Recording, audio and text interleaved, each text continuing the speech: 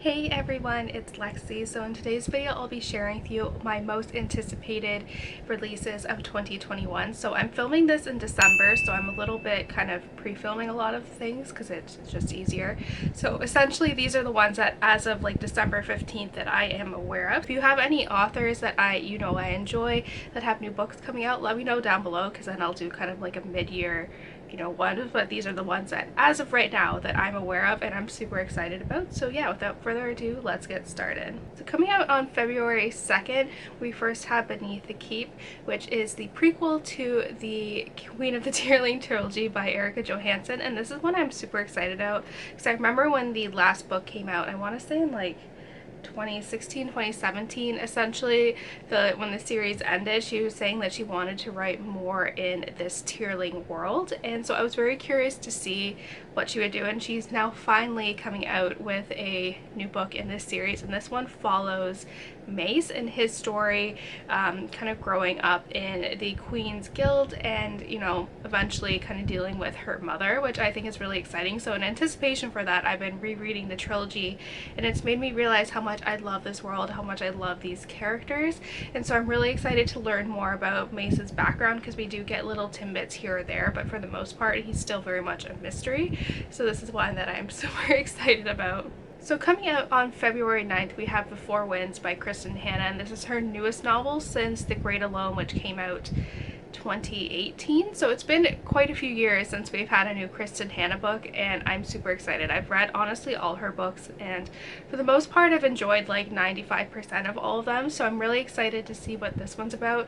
I saw that she was having a new release come out, and honestly I didn't want to like read a synopsis or anything, so I have no idea what to expect with this one. I just like diving into it and not knowing anything. So coming out on February 16th, we are finally getting the new kind of trilogy from Sarah J Maas, which is A Court of Silver Flames, and me and my friend are so excited for this because I got her into Sarah J Maas when we were doing our masters, and so we have a book club where we just read we read books together and we discuss them, but we are super excited for this one because it just got pushed back from like January to February, so we're really excited for this. So we're rereading A Court of Frost and Starlight, which gives you like a chapter snippet of this one that is finally coming out, because I think that one came out in like 2018, so it's been a good 3 years since we've been in this world with a new book. So we're really excited for this. The only thing we don't like is this cover is atrocious. Like, it is so ugly. So we were joking about that. She's like, I think I'll just get like an Etsy like redoing of it because it's so ugly. But despite having the ugly cover, we're still very excited for what is inside. So coming out March 9th, we first have The Rose Code, which is, I said that very weird, code, sound very posh, but The Rose Code by Quinn, which is her newest historical fiction novel. Again, this is one that I don't want to know anything about because I have loved her two books, The Alice Network and The Huntress, and this one, again, I just want to go into this blind. I feel like this video is going to be basically me saying this the whole time, but I like to, especially with these like books and authors that I know I'm going to enjoy, it's just like so fun to just immerse yourself in something that you don't really know too much about. But essentially I'm really excited for this. She always does a good job, especially with like what she's done with the Alice Network and The Huntress, which I assume she's going to do in this one as well, is weaving in a past and present storyline, and so I'm really excited to see what this one has in store. Also coming out on the 9th, we have Heartbreak Bay by Rachel Caine, which is a continuation of the Stillhouse Lake series. And this is one I don't know the plot of this one, but I know the general, synopsis of the series. But it follows this woman who finds out that her husband is a very notorious serial killer, and even though she was proven innocent in court, that hasn't stopped people from kind of coming out and like attacking her and her kids.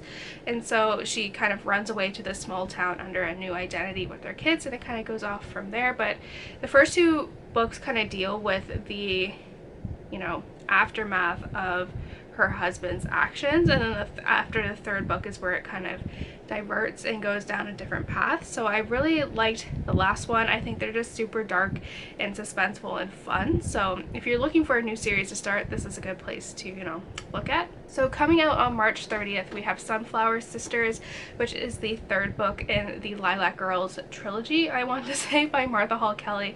And so basically the premise of the story is that like the first book in the series follows Caroline, who's a socialite in New York during World War II.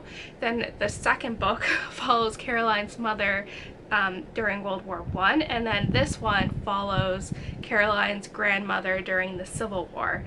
And so it follows these women's stories during, you know, significant points in time, and the author is able to weave in a lot of historical fiction and different perspectives at this time. So I'm really excited for this one. I've loved this series so much. I forgot how much I loved Lilac Girls until I reread it with my aunt a year ago, and I am kicking myself for not realizing how amazing that book is.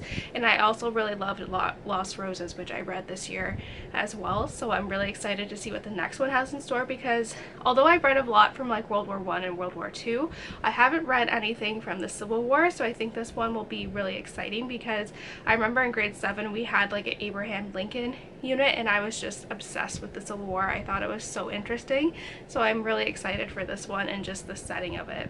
Coming out April 27th, we have In Her Tracks, which is the continuation of the Tracy Crosswhite series. And so again, I don't know the synopsis of this one, but essentially this series follows Tracy Crosswhite, who ended up becoming a homicide detective in Seattle after her sister disappeared and they never found her body. And so it kind of goes off from there. The first one very much deals with her sister's body being found, and then the ones after that are just kind of traditional murder mysteries. But I really like Tracy. She's had especially in the last one, she's had a very kind of big event happen in her life, and I'm very curious to see how she kind of balances both her work and her kind of personal life in this one, especially moving on with the series, which I think will be very interesting. But I love this series. It's just a lot of fun. So coming up on October 5th, we have At First Light by Barbara Nickless, and this is a continuation in the Sydney Parnell series. There isn't much about this one in terms of what to expect from it, but I believe it's like the 5th book in this series, and I'm really excited for it actually.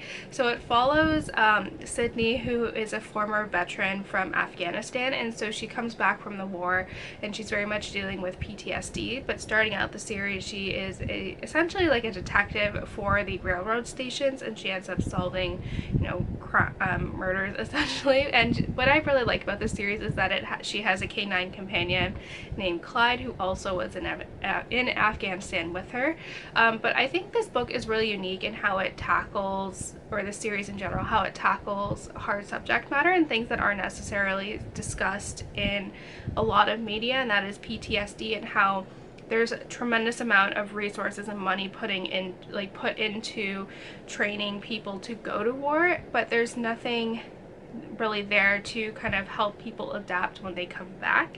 And I think this book does a really good job at highlighting that, and like the constant struggle of kind of overcoming what you see at war. So I think this is really good, and this series is very near and dear to my heart, so I can't wait to see what Sydney, you know, has to deal with next. And this is one that I've seen on Goodreads, and the date hasn't been announced yet, but I'm hoping it is coming out sometime in 2021, and it is Those Who Run Towards Fire, which is the 3rd book in the Beartown series. I don't know if it's going to be a trilogy or if he's extending it on, but as of right now, this is what I know about it. And again, there's no synopsis of this one available because the publication date hasn't been announced as of filming this. But essentially this follows a small town in Sweden, and they are very much hockey obsessed. And so when their team has been kind of losers for many years, like they've lost all the time, but the year that they're actually doing really well is when this rape occurs between one of the star players and one of the daughters of the general manager of the team.